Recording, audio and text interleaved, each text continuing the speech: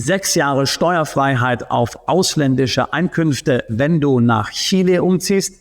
Klingt ja schon mal nicht schlecht, aber ansonsten gibt es ehrlich gesagt nicht so viel Positives aus diesem südamerikanischen Land, zumindest steuerlich zu berichten. Natürlich ein wunderbares Land, aber ob du dort wirklich unbeschränkt steuerpflichtig werden solltest, das musst du dir gut überlegen. Und ich habe deswegen unseren Inhouse Lateinamerika-Experten Harley einmal gefragt, uns die steuerliche Situation in Chile genauer darzulegen. Harley, Film ab. Stell dir ein Land vor, in dem du 6 Jahre lang keinen einzigen Cent Steuern auf dein weltweites Einkommen zahlst. Völlig legal. Deine Dividenden aus der Schweiz, deine Mieten aus Deutschland, deine Kapitalgewinne aus aller Welt, 6 Jahre lang unangetastet. Und dieses Land hat gleichzeitig den stärksten Pass, die saubersten Banken und die stabilsten Investitionen und Institutionen ganz Lateinamerikas. Dieses Land gibt es. Es heißt Chile. Und während die halbe Welt nach links driftet und ihren Bürgern immer tiefer in die Tasche greift, hat Chile im Dezember das genaue Gegenteil getan und einen Präsidenten gewählt, der die Steuern senken will. Das Zeitfenster, das sich da gerade öffnet, ist für Auswanderer eines der interessantesten auf dem gesamten Kontinent. Ich bin Harley. Ich bin für unsere Mandanten in allen zurzeit 12 Ländern Lateinamerikas vor Ort. Und Chile ist eines meiner Lieblingsländer, wenn es um seriöse und planbare Auswanderung geht. In den nächsten 15 bis 30 Minuten, schauen wir mal, wie lange ich brauche, zeige ich dir, wie dieses Steuergeschenk von 3 plus 3 Jahren wirklich funktioniert, was der neue Präsident gerade verändert, wo wir unsere Leute konkret hinschicken und wo die eine Falle liegt, die genau uns Deutsche betrifft. Bleib also bis zum Schluss dran, denn das schönste Steuerfenster nützt dir nichts, wenn du nicht weißt, was im 7. Jahr passiert. Okay, also fangen wir mal von vorn an. Warum überhaupt Chile? Chile ist der erwachsene Cousin in der lateinamerikanischen Familie. Hier funktioniert die Institution, hier läuft fast alles digital. Die Behörden arbeiten, die Banken sind sauber und der chilenische Pass ist einer der stärksten in der ganzen Region, also Lateinamerika, Südamerika, mit visafreiem Zugang nach Europa, also in den Schengen-Raum, nach Japan und sogar ins US-Visa-Programm. Wer in Lateinamerika einen Stützpunkt sucht, bei dem nicht alle 3 Jahre das ganze System wackelt, der landet fast zwangsläufig in Chile. Und jetzt kommt der frische Wind. Im Dezember hat Chile José Antonio Cast zum Präsidenten gewählt, einen wirtschaftsliberalen Konservativen, der im März 2026 sein Amt angetreten hat. Sein Programm ist klar pro Investment. Er will die Unternehmenssteuer von 27 auf 23% senken, das voll integrierte Steuersystem wiederherstellen und die Bürokratie zurückschneiden. Für Unternehmer und Investoren ist das genau das Richtige, was man sich wünschen kann. Ich bin Realist, also sage ich dir auch meine klare Einschätzung. Cast hat keine eigene Mehrheit im Kongress. Der Senat ist gespalten. Das heißt, vieles wird kommen, aber langsam und in Verhandlungen. Verlass dich also nicht darauf, dass schon morgen alles umgesetzt wird. Die Richtung stimmt, aber das Tempo bleibt abzuwarten, was im Übrigen ja in Lateinamerika nichts Neues ist. Soweit das große Bild. Und jetzt zu der Frage, die mir am häufigsten gestellt wird. Wo genau, Harley? Und da habe ich eine klare Antwort. La Serena. La Serena ist unser Geheimtipp im Norden und ich erkläre dir warum. Es ist die zweitälteste Stadt Chiles mit einer wunderschönen kolonialen Architektur, einer langen Strandpromenade und dem alten Leuchtturm, dem Faro, als Wahrzeichen. Das Klima ist mild und sonnig, fast das ganze Jahr. Kein feuchter Dschungel, sondern trockene, klare Luft. Direkt dahinter öffnet sich das Elqui-Tal, manche sagen auch Elqui-Tal. Das Tal des Pisco, jetzt wirst du dich fragen, was ist Pisco? Das ist der chilenische Nationalschnaps. Gleichzeitig ist es einer der schönsten Orte der Welt für den Blick in den Sternenhimmel. Die großen Observatorien stehen hier nicht zufällig. Nachts ist der Himmel über dem Elqui-Tal so klar, dass du die Milchstraße zum Greifen nah hast. Und das Beste, La Sirena ist entspannter und deutlich günstiger als Santiago. Santiago kennt jeder, La Sirena kann ich nur dazu einladen, es kennenzulernen. Du hast das Meer, du hast die Berge, du hast Sonne. Es ist eine Universitätsstadt voller Leben und trotzdem diese ruhige, fast mediterrane Atmosphäre und das mediterrane Tempo. Für viele unserer Mandanten ist genau das die Mischung, die sie suchen und in Santiago nicht gefunden haben. Wenn du dir Chile zum Leben, also dort vor Ort Leben anschaust, dann schau dir zuerst La Sirena an. Jetzt aber zum Herzstück, dem Steuergeschenk. Und das musst du genau verstehen, denn das ist einzigartig. Grundsätzlich besteuert Chile seine Steuerresidenten auf das weltweite Einkommen, also so wie in Argentinien oder Brasilien auch. Aber, und jetzt kommt das große Aber, der entscheidende Unterschied für Neuankömmlinge gilt eine großzügige Ausnahme. Wer als Ausländer nach Chile zieht und dort ansässig wird, der zahlt in den ersten 3 Jahren ausschließlich auf chilenische Einkünfte. Das heißt, du hast eine beschränkte Territorialbesteuerung, könnte man es nennen. Ja, ich versuche es noch weiter und besser zu erklären. Dein gesamtes Auslandseinkommen, also deine Dividenden, deine Zinsen, deine Mieten, deine Kapitalgewinne, all das bleibt in den ersten 3 Jahren komplett steuerfrei in Chile. Und es kommt noch besser. Nach diesen 3 Jahren kannst du beim chilenischen Finanzamt, dem SII, lustiger Name, ja, SII, eine Verlängerung um weitere 3 Jahre beantragen. Das macht zusammen bis zu 6 Jahre, in denen dein Welteinkommen komplett außen vor bleibt. Die ersten 3 Jahre bekommst du automatisch einfach dadurch, dass du ansässig wirst. Die zweiten 3 Jahre musst du beantragen und einen Hinweis aus der Praxis. Die Verlängerung wird häufig gewährt, aber sie ist nicht automatisch. Du musst sie aktiv und sauber beantragen und das solltest du nicht dem Zufall überlassen. Das ist also faktisch eine 6-jährige Steuerfreiheit auf alles, was du außerhalb Chiles verdienst und das in einem Land mit erstklassigen Institutionen. Für einen digitalen Unternehmer, also zum Beispiel einen digitalen Nomaden, einen Investor mit Auslandserträgen, jemanden, der seine Struktur ohnehin international aufgestellt hat oder gerade dabei ist, sie aufzustellen, ist das ein außergewöhnlich starkes Fenster. Und unter uns gesagt, wer kann heute wirklich noch die nächsten 5, 6 Jahre überblicken? Jetzt zur Frage, ab wann du überhaupt Resident wirst. Denn auch das musst du im Griff haben. Steuerlich ansässig wirst du in Chile, wenn du mehr als 6 Monate im Kalenderjahr im Land bist oder mehr als 6 Monate auf 2 aufeinanderfolgende Steuerjahre. Je nach Absicht und Umständen kann der steuerliche Wohnsitz sogar schon ab dem ersten Tag entstehen. Also aufpassen. Und hier liegt die erste Stolperfalle ganz praktisch. Wenn du deine Anwesenheit nicht im Blick hast und die Residenz auslöst, bevor deine Struktur steht, dann verschenkst du im schlimmsten Fall wertvolle Zeit aus dem 6-Jahres-Fenster. Die Uhr für deine kostbaren 6 steuerfreien Jahre fängt dann an zu laufen, sobald du Resident bist.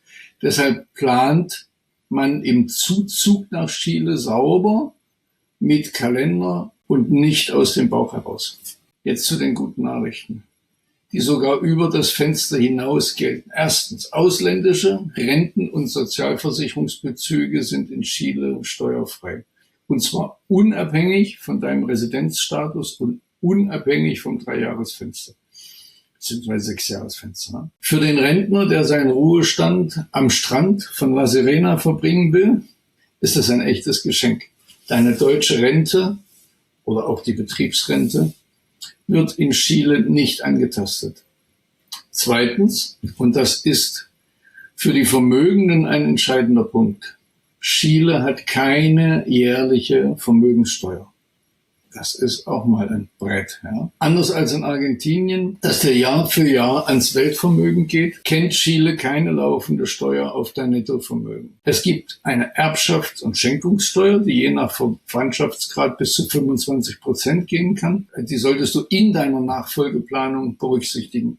Aber eine laufende Vermögenssteuer, die dich jedes Jahr trifft, gibt es nicht. Jetzt die Alltagssteuern und die ehrliche Kehrseite. Die Mehrwertsteuer, das IVA, wie es dort heißt, also IVA, liegt bei 19%. Also im Moment ähnlich wie in Deutschland oder im Moment noch gleich. Die Sozialabgaben sind spürbar. Rechne grob mit 18 bis 20% deines Bruttoeinkommens, wenn du Einkommen verdienst dort. Ja. Der größte Teil davon fließt in die private Rentenversicherung und die Krankenversicherung. Und jetzt der Punkt, der den Unterschied macht. Sobald dein Steuerfenster abgelaufen ist, also nach den 3 oder 6 Jahren, greift die volle Welteinkommensbesteuerung. Und der Spitzensatz der chilenischen Einkommenssteuer liegt bei rund 40%. Und das ist hoch. Für jemanden mit hohen laufenden Einkommen, der dauerhaft in Chile bleibt und nichts strukturiert hat, ist Chile nach dem 6-Jahres-Fenster kein billiges Land mehr. Und damit sind wir bei dem Punkt, den ich am Anfang versprochen habe, dem 7. Jahr. Genau hier trennt sich der Kluge vom naiven Auswanderer. Das Chile-Spiel ist brillant als mittelfristiges Fenster, aber es ist eben endlich. Wer mit Plan kommt, der nutzt die 6 steuerfreien Jahre und überlegt sich von Tag 1 an, was danach passiert. Verlagerst du dann deine Steuerresidenz zum Beispiel nach Paraguay oder Uruguay, die territorial besteuern? Strukturierst du deine Einkünfte um oder akzeptierst du die bewusste Welteinkommensbesteuerung, weil dir das Leben dort den Preis wert ist? Ein Muster, das wir in der Praxis aufbauen, kombiniert genau das. Chile für das Leben, die Schule der Kinder und am Ende den starken Pass und ein zweites Land für die eigentliche Steuerresidenz danach. Und jetzt die Falle für uns Deutsche, die ich angekündigt habe. Du wirst im Internet Seiten finden, die behaupten, zwischen Deutschland und Chile gäbe es seit 2003 ein Doppelbesteuerungsabkommen.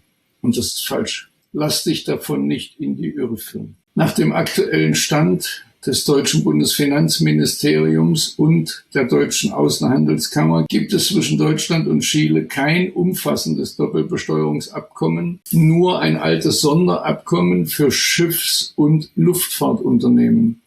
Das ist kein Detail. Ohne Abkommen gibt es keine sauberen Verteilungsregeln und keine Tiebreaker-Regel, die im Zweifel klärt, welches Land besteuern darf. Du bist auf die einseitigen Anrechnungsmechanismen angewiesen, wie man so schön sagt. Und es macht den sauberen Wegzug aus Deutschland umso wichtiger, weil dir eben kein Abkommen den Rücken frei hält. Wer das übersieht, kann sich trotz des schönen chilenischen Fensters von 6 Jahren ein deutsches und heftiges Steuerproblem einhandeln. Lass mich das Ganze zusammenziehen. Und ehrlich, wie immer, Chile ist für mich eines der stärksten Gesamtpakete in Lateinamerika. Du bekommst die besten Institutionen, die saubersten Banken und den stärksten Pass der Region mit einer recht hohen Sicherheit. Du bekommst bis zu 6 Jahre, in denen dein Welteinkommen steuerfrei ist. Du bekommst keine Vermögenssteuer, steuerfreie ausländische Renten und einen neuen Präsidenten, der die Steuern senken will. Der Preis dafür, das Fenster ist endlich, eben in 6 Jahren. Der Spitzensteuersatz danach ist hoch und für uns Deutsche fehlt das Doppelbesteuerungsabkommen. Chile belohnt also den, der gut plant und bestraft den, der einfach hinzieht und hofft. Ehrlich gesagt, wir haben alle keine Glaskugel. Wir können weder 5 noch 6 Jahre überblicken. Vielleicht wird es ja dann nochmal verlängert. Wer weiß das schon. Ja. Das wäre natürlich optimal, aber bis dahin kann sich viel ändern. Und genau hier wird es eben heikel, denn das ist einfach Millimeterarbeit. Der richtige Zeitpunkt des Zuzuges, die saubere Beantragung der Verlängerung, die Frage, was im 7. Jahr passiert, will gut überlegt sein. Der konkrete Wegzug aus Deutschland ohne Abkommen im Rücken will auch bedacht sein. Ich habe schon einige Leute gesehen, die ihr chilenisches Fenster verschenkt haben, weil sie ein oder zwei dieser Punkte einfach falsch getaktet hatten. Deshalb, wenn du gerade ernsthaft über Chile oder irgendein anderes Land in Lateinamerika nachdenkst, dann trifft diese Entscheidung nicht im Blindflug und nicht auf Basis irgendeines Blogartikels von vor 3 Jahren, auch wenn ich mich wiederhole. Das ist eine große Gefahr. Buch dir lieber ein persönliches Beratungsgespräch mit mir. Den Link findest du wie immer unten in der Beschreibung. In dieser Beratung schauen wir uns dann deine konkrete Situation an, welches der 12 Länder wirklich zu dir passt und warum es zu dir passt, welche Residenzstrategie du brauchst, welches Visum, welche Fristen und wie du dein chilenisches Steuerfenster optimal taktest und verlängerst, wie deine Steuerstruktur aussehen muss, territorial oder Welteinkommen, die Frage der fehlenden Doppelbesteuerungsabkommen, der Schutz nach Paragraph 2 Außensteuergesetz und vor allem, was im 7. Jahr passiert. Was noch dazu kommt und was auch für viele Mandanten wichtig ist, und das kläre ich gern mit dir, und wo Banking und Gesellschaft hingehören, das ist ausdrücklich kein Verkaufsgespräch. Du bekommst eine ehrliche Analyse, inklusive der Fälle, in denen Lateinamerika für dich schlicht die falsche Antwort ist. Die sage ich dir dann auch. Wenn du noch nicht sicher bist, dann fang am besten mit der kostenlosen Potenzialanalyse an. Die ist ebenfalls unten verlinkt. Du schickst uns deine Eckdaten, bitte kein Roman. Und wir schicken dir eine erste kurze Einschätzung, bitte auch kein Roman erwarten. Und dann sehen wir weiter. Termine gibt's dann normalerweise innerhalb von 7 bis 10 Tagen per Zoom, per WhatsApp, per Telegram oder Google Meets, je nach Klientenwunsch. Ich will es noch mal versuchen, in 2, 3 Sätzen ganz komprimiert zu sagen. Chile ist eines der wenigen Länder, in denen sich Lebensqualität, Stabilität und ein echtes Steuerfenster auf so saubere Weise verbinden lassen. Lass uns dafür sorgen, dass du dieses Fenster voll nutzt und nicht aus Versehen die Hälfte davon verschenkst oder vielleicht sogar in eine Steuerfalle tappst und dann nicht weißt, was du tun sollst. Ich berate dich gern dazu. Vielleicht stoßen wir den nächsten Pisco dann im Elqui-Tal an, unter dem klarsten Sternenhimmel der Welt. Ich würde mich freuen, dich alsbald auch zu unseren Mandanten zählen zu können. Bist du Unternehmer, Freiberufler oder Investor? Zieht es dich schon lange ins Ausland? Mach heute den ersten konkreten Schritt in eine Zukunft mit mehr Geld und mehr Freiheit. Buche ein Beratungsgespräch mit Sebastian und seinen Kollegen. Unsere Kanzlei unterstützt Mandanten wie dich dabei, deine Steuerlast legal zu reduzieren, Vermögen aufzubauen und zu schützen und deine persönliche Freiheit zu maximieren. Profitiere jetzt von unserem Fachwissen und unserem Netzwerk. Gehe zu mandatierung.com und werde Mandant unserer Kanzlei.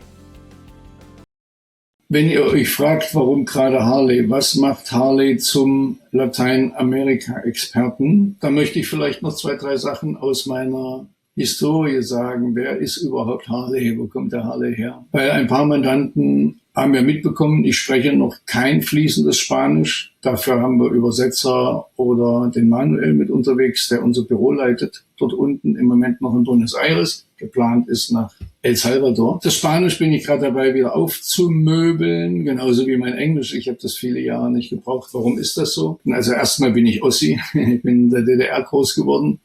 Und ich bin schon immer so ein bisschen Rebell. Ja? Hier steht's drauf. Und die Sache ist ganz einfach. Ich habe also schon in der Schule mich so ein bisschen gestruggelt mit Russisch und dann war die zweite Fremdsprache auch nicht weit zu boykottieren, so dass ich das dann alles nacharbeiten durfte. Das ist mal das eine. Das zweite ist aber, ich war wahnsinnig viel unterwegs in Lateinamerika. Ich bin neugierig, bin reisend, bin sehr kontaktfreudig, spreche mit vielen Menschen. Wir haben dort unten ein hervorragendes Netzwerk aufgebaut und ich bin ein guter Netzwerker. Wir haben dort also Migrationsanwälte, Steuerfachanwälte, Immobilienmakler in allen der im Moment 12 Länder, es werden noch mehr dazukommen. Das ist mal eine meiner Stärken. Die zweite Stärke möchte ich sagen, ich bin seit mehr als 39 Jahren selbstständig. Bin also durch viele Höhen und Tiefen gegangen. Und das ist eine meiner dritten Stärken. Ich habe in meinem Leben schon 3-mal, fast 4-mal alles verloren und bin immer wieder aufgestanden. Ich bin also ein waschechter Unternehmer. Es gibt in Amerika mehrere große Firmen, die ihre CEOs und CFOs und so weiter nur einstellen, wenn sie mindestens 3-mal pleite waren. Das hört sich jetzt komisch an, ist für deutsche Menschen schwierig vorstellbar. Aber ich bin ein Unternehmer durch und durch. Ich bin sehr hemdsärmlich, bin sehr mutig, bin ein echter Macher und ein Pragmatiker. Und ich sehe mir die Sachen von außen an und aus verschiedenen Blickwinkeln. Ich versuche mich immer wieder in die Adlerperspektive, also in eine Metaebene zu begeben und versuche, die Sachen zu vergleichen. Und das ist genau das, was es hier braucht. Es gibt ganz, ganz viele Berater und YouTuber und TikToker, die in einem Land sitzen und nur eine Sache empfehlen. Und das ist dann natürlich das Beste von der Welt. Das ist genauso, als wenn du hier in Deutschland alle deine Versicherungen bei einer Gesellschaft hast. Dann darfst du dich einfach mal fragen, wofür gibt's Rankings und ist es vielleicht möglich, dass nicht eine Gesellschaft in der Lage ist, alle Versicherungskategorien, die es so gibt, abzudecken und darin der Beste zu sein. Es ist also vielleicht viel sinnvoller, einen Makler zu haben, der den Überblick hat. Das meinte ich gerade mit Metaperspektive. Und von oben drauf schauen kann, welche Gesellschaft ist gerade in welchem Jahr und gerade bei sehr volatilen und veränderlichen Märkten, wie wir es gerade haben, die Welt steht Kopf und alles dreht sich, welche Gesellschaft ist dann gerade die beste und kann neutral entscheiden. Also das nur als Metapher. Was bedeutet das? Wir versuchen sehr objektiv zu beraten und wir versuchen eben auch Pakete zu schnüren und wie ich mit Sebastian immer so schön sage und Daniel auch und der Friedrich auch, niemals alle Eier in einem Korb. Was meint das? Es macht also großen Sinn, sein Vermögen nicht in dem Land zu haben, wo man gerade sich auffällt. Es macht auch viel Sinn, seine Firma nicht in dem Land zu haben, wo man sich gerade auffällt.